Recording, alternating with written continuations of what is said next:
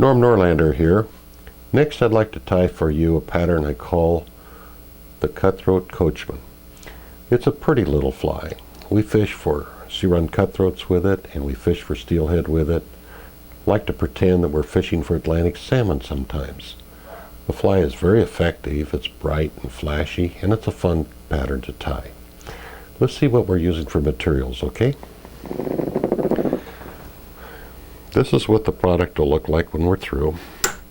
We're going to start out with one of Alec Jackson's spay fly hooks here.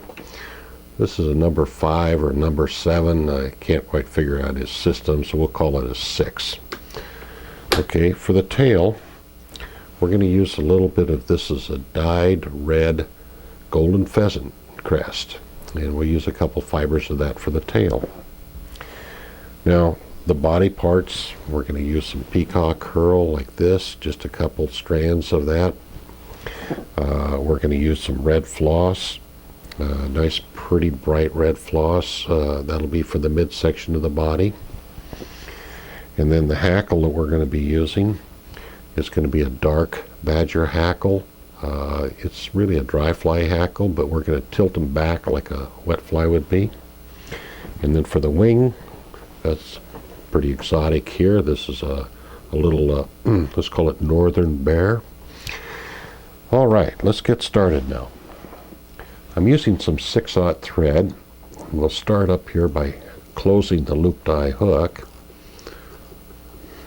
like so. And then we're going to run our thread base back to about the point of the hook, okay? Come forward a little bit, and then we're going to tie in our tail. So I've got a little bit of this golden pheasant crest, pretty little feather, and we tie them in so that they sweep upwards, just like you would your Atlantic salmon classics. So tie this back a bit. Come forward just a touch. There you go. That looks pretty good. Clip that off. Next I'm going to take a couple pieces of this peacock curl, nice fluffy ones here, and we'll just strip those off. And we're going to tie them in by the tips. Go back to the tie-in point for the tail, lay in a half hitch, okay? You can just pull the ends off. It's real fragile stuff.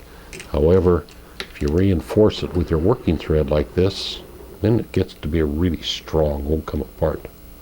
Okay, so there's our hurl butt. Looks about right. Lash that on nice and firm like. Yeah. Okay, we're going to run our thread forward a bit, about the 1/3 point. And next I'm going to tie in some mylar tinsel. This tinsel is silver on one side and gold on the other. Actually tie it with the gold side up initially. I want to secure that.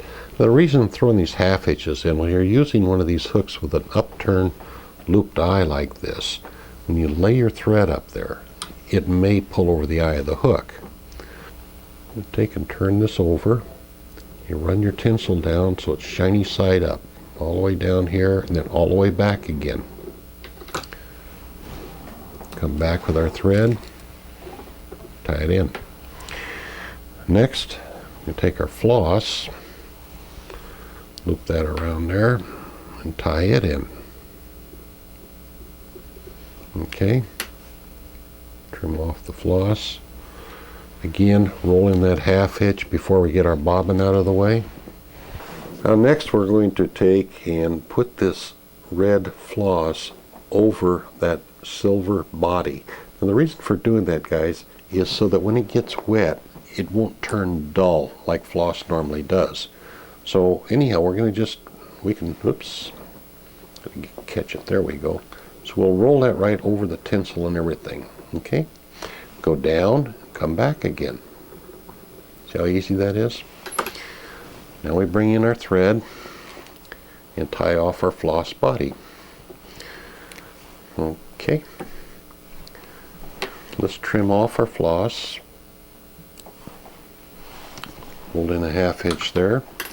So we can take our ribbing material now, and we'll make our winding check right here at the butt, and then bring it forward about 3 nice smooth turns. Bobbin comes over and ties off our tinsel rib.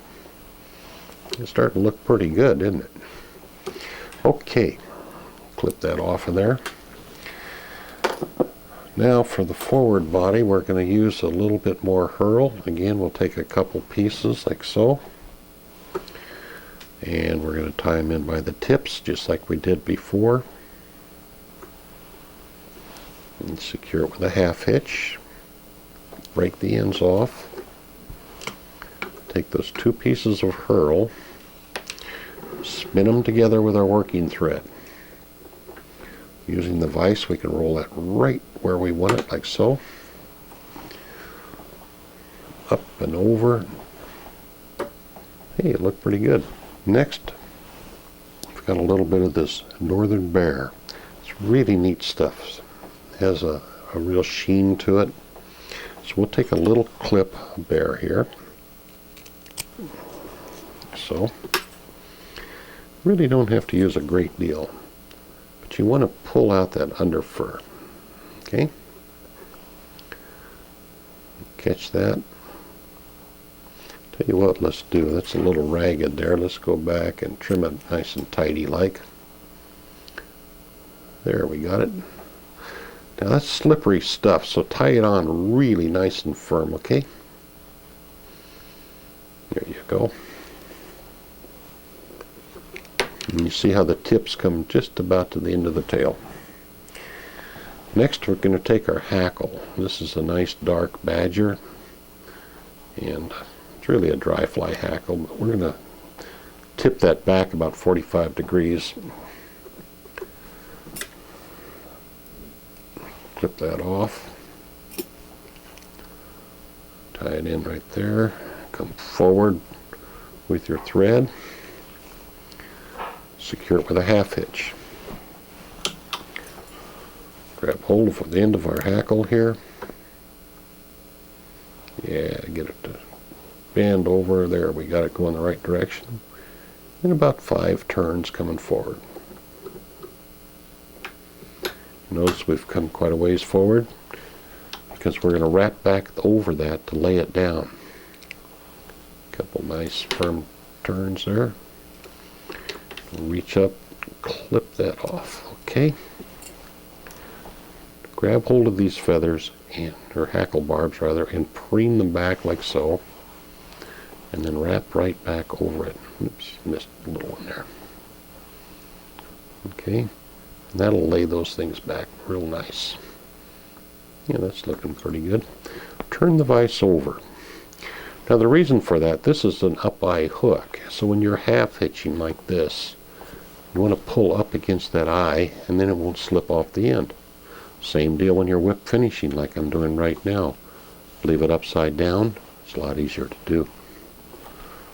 Tighten that up pretty good. Now this is one of the flies that you probably want to use some head cement on, make it look pretty. And with any kind of luck, you can have a great big old cutthroat or steelhead rabbit. A lot of fun.